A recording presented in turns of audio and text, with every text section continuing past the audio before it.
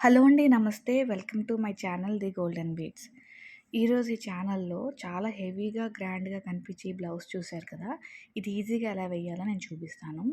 నేను drawing first outline వేసుకున్నానండి. తర్వాత మీకు ఇప్పుడు డార్క్‌గా గీసి చూపిస్తున్నాను. పైన ఒక చిన్న ఫ్లవర్ షేప్‌లో వేసుకోవాలండి. ఫ్లవర్ షేప్ వేసుకొని అక్కడ ముందు ఎందుకు ముందు నేను ఇది అంటిస్తున్నానంటే, ఇది డ్రై అయ్యేలోపు నేను మీకు డిజైన్ ఎక్స్‌ప్లెయిన్ చేస్తాను. సో దట్ మనకు డ్రైయింగ్ టైం కూడా ఉంటుంది కాబట్టి. సో, ఫ్లవర్‌లా వేసుకొని అటు ఇటు లీవ్స్‌లా పెట్టుకొని ఒక స్ట్రెయిట్ లైన్ వేసుకొని కిందన కూడా ఒక ఫ్లవర్ షేప్ గీసుకోవాలండి. చిన్న స్ట్రెయిట్ లైన్. ఇప్పుడు ఆ స్ట్రెయిట్ లైన్‌కి అటు ఇటు మూన్ షేప్ అంటే హాఫ్ సర్కిల్ షేప్‌లో 2 కర్వ్స్ వేసుకొని, ఆ 2 కర్వ్స్ యొక్క టిప్స్ 2 లీవ్స్‌తో మనం ఫినిష్ చేసుకోవాలి. ఇది ఒక బూటీ అనమాట. ఇదే బూటీని మనం పక్కపక్కనే జాయిన్ చేసుకుంటూ వేసుకుంటే బ్లౌజ్ అంతా మనకి ఫుల్‌గా ఆక్యుపై అయిపోతుందనమాట. సో, ఇప్పుడు ఏ లీవ్స్ అయితే ఎండ్ అయ్యాయో అదే లీవ్స్ నుంచి మళ్ళీ ఇంకో 2 లీవ్స్ తీసుకొని, మళ్ళీ మూన్ షేప్ వేసుకొని, స్ట్రెయిట్ లైన్ వేసుకొని, ఇందాకేసిన డిజైన్‌ని రివర్స్‌లో వేస్తున్నాను. రివర్స్ అంటే ఇందాక మనం పైన ఫ్లవరు, కింద ఫ్లవర్ ఏసి స్ట్రెయిట్ లైన్ వేసిన తర్వాత లీవ్స్ వేసుకున్నాం. ఇప్పుడు లీవ్స్ వేసుకొని షేప్ చూసుకున్నాక ఇంకొకటి వేసుకుంటాం. ఇలాగే క్లాత్ అంతా ఒకే స్టెన్సిల్ మీరు కార్బన్ పేపర్ మీద కానీ, మగ్గం వర్క్ మీద ట్రేసింగ్ గానీ వేసుకొని, దాన్నే వేసుకున్నా సరిపోతుంది. లేదంటే డిజైన్ అంతా గీసుకున్నాక మీరు కార్బన్ పేపర్‌తో ట్రేస్ చేసుకున్నా కూడా ఈజీగానే ఉంటుంది. నేను డిజైన్ ఎలా వేసుకోవాలన్నదే చూపించాను. సో, ఈ గమ్ ఫిక్స్ చేసిన లీవ్స్ అండ్ ఫ్లవర్ మధ్యలో ఉన్న స్టోన్ డ్రై అయ్యేలోపు, ఈ సెమీ సర్కిల్‌లో అంటే ఇలా మూన్ షేప్‌లో ఉన్నదాన్ని ఎలా ఫిక్స్ చేసుకోవాలో చూస్తున్నాను. ఇందులో నేను పర్ల్స్‌తో కుట్టానండి. కొంచెం డిఫరెంట్‌గా కనిపిస్తుందని. ఈ ప్లేస్‌లో మీరు జర్దోజీ స్ప్రింగ్ కూడా స్టిక్ చేసుకోవచ్చు. అలాగే కట్ బీడ్స్ కూడా స్టిక్ చేసుకోవచ్చు. ఏదేసుకున్నా బావుంటుంది. జస్ట్ డిఫరెన్షియేషన్ ఉంటుంది కాబట్టి అంతా గోల్డ్ ఉండకూడదు ఉంటే బాగోదని ఉద్దేశంతో నేను పర్ల్స్‌లోకి వెళ్ళాను. మీరు అదే ప్లేస్‌లో జర్కాన్ బేసెస్ పెట్టుకున్నా కూడా బావుంటుంది. ఇప్పుడు లీఫ్ దగ్గరికొచ్చేద్దాము. సో, ఈ డిజైన్‌లో 4 లీవ్స్ మనం స్టిచ్ చేయాలండి. ఒక లీఫ్ నేను బీడ్స్‌తో స్టిచ్ చేస్తున్నాను కట్ బీడ్స్ తోటి. ఈ ప్లేస్‌లో మీరు యాంటిక్ బీడ్స్ స్టిచ్ చేసుకోవచ్చు. హనీ బీడ్స్ స్టిచ్ చేసుకోవచ్చు. ఇంకా ఏదన్నా మీ ఇష్టం పూసలు నార్మల్ గోల్డ్ బీడ్స్ స్టిచ్ చేసుకోవచ్చు. ఏదైనా చేసుకోవచ్చు. బట్ నేనైతే ఒకటి ప్రిఫర్ చేశాను. ఇవన్నీ జస్ట్ మీ ఐడియా మట్టుకు అనమాట. సో, వీడియోలో చూపిస్తున్నట్టుగా long and short knot design నాట్‌ని యూజ్ చేసుకొని నేను లీవ్స్‌ని స్టిచ్ చేస్తున్నాను. ఓన్లీ 2 బీడ్సే పెట్టానండి. ఒక్కొక్క సైడు 3 పెడితే పెద్ద లీఫ్ అయిపోతుంది. డిజైన్‌కి కొంచెం ఆక్వర్డ్‌గా కనిపిస్తుందని నేను చిన్న లీఫ్‌ని స్టిచ్ చేశాను 2 బీడ్స్‌తో. ఈ స్టిచ్ చేసిన తర్వాత దీని చుట్టూరు కూడా బార్డర్ వేసుకోవాలి.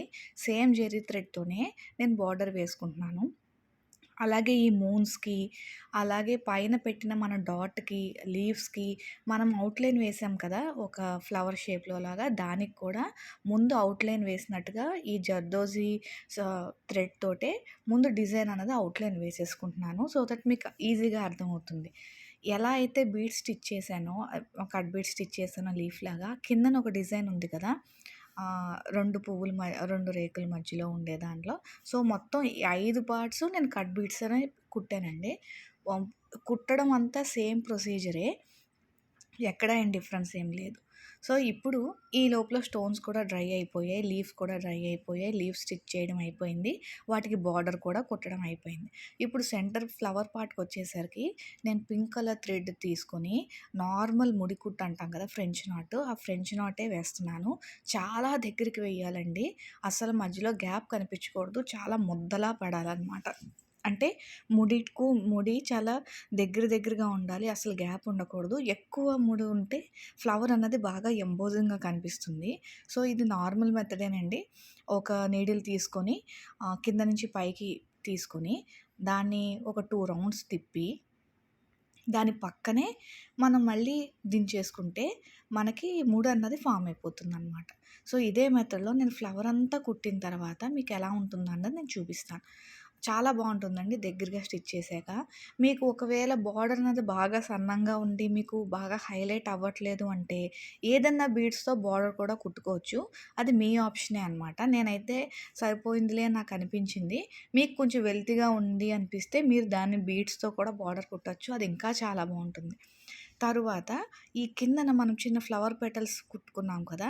దానికి హ్యాంగింగ్‌గా ఒక 3 యాంటిక్ బీడ్స్ ఎక్కించుకొని, అలాగే ఒక పర్ల్ ఎక్కిస్తున్నానండి. పర్ల్ అంటే 5 సైజు చాలా పెద్దదనమాట. పర్ల్ ఎక్కించుకొని, మళ్ళీ ఒక చిన్న బీడ్ ఎక్కించుకొని, ఎలా అయితే మనము ఈ హ్యాంగింగ్స్ కుట్టుకుంటామో అంటే లాస్ట్ ఎక్కించిన బీడ్‌ని ఒక్కదాన్నే వదిలేసి, మిగిలిన అన్నిటిలోంచి మళ్ళీ బ్యాక్ ఇన్సర్ట్ చేసుకుంటే, అది మనకి చిన్న లట్కన్ అంటాం కదా! కిందన హ్యాంగింగ్ అయ్యే పర్ల్ లాగా మనకి హ్యాంగ్ అయిపోతుంది. చాలా బావుంటుందండి. కొంచెం స్ట్రాంగ్‌గా కుట్టుకుంటే సరిపోతుంది. రెడీమేడ్‌గా దొరుకునేవి కూడా మనం పెట్టుకోవచ్చు. బట్ అన్నీ కుడుతున్నాను కాబట్టి ఇది కూడా కుడితే బావుంటుందనే ఉద్దేశంలో నేనిలా కుడుతున్నాను. ఇది అయిపోయిన తర్వాత మీరు అబ్జర్వ్ చేశారా? అటు ఇటు లీవ్స్ మధ్యలో ఈ సి షేప్‌లో కొంచెం స్పేస్ మిగిలుంది కదా! అక్కడ ఎక్కడ మనకిక్కడ మెరవటం లేదు కాబట్టి, ఆ ప్లేస్‌లో నేను గమ్ అప్లై చేసి, జర్కాన్ బేసెస్ గానీ, జర్కాన్ లేకుండా ప్లెయిన్ జర్కాన్ స్టోన్స్ గానీ నేను స్టిక్ చేసేస్తాను. సో, మనం బ్లౌజ్ వేసుకుంటున్నప్పుడు అంత ప్లెయిన్‌గానే కనిపిస్తుంది. ఎందుకంటే కట్ బీడ్స్ గానీ, థ్రెడ్స్ గానీ ఇవేం మెరవవు కదండీ! సో, ఇది పెట్టడం వల్ల నైట్ టైమ్ పార్టీలో గానీ, దాని మీద లైట్ అన్నది పడినప్పుడు కొంచెం బ్రైట్‌గా మెరుస్తుందన్న ఉద్దేశంతో నేను జర్కన్ స్టోన్స్ పెడుతున్నాను. జనరల్‌గా నా డిజైన్స్‌లో ఎక్కడో చోట జర్కన్ స్టోనే నేను ఫిక్స్ చేస్తానండి. మెరుస్తుందనే ఒకే ఒక కాన్సెప్ట్‌తో.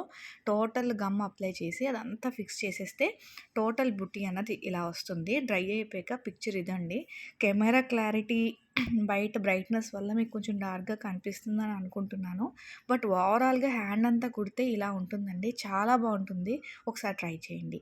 మీకు గనుక నా డిజైన్ నచ్చితే తప్పకుండా లైక్ చేసి, షేర్ చేసి, కామెంట్ చేసి నన్ను సపోర్ట్ చేయండి. Thank you.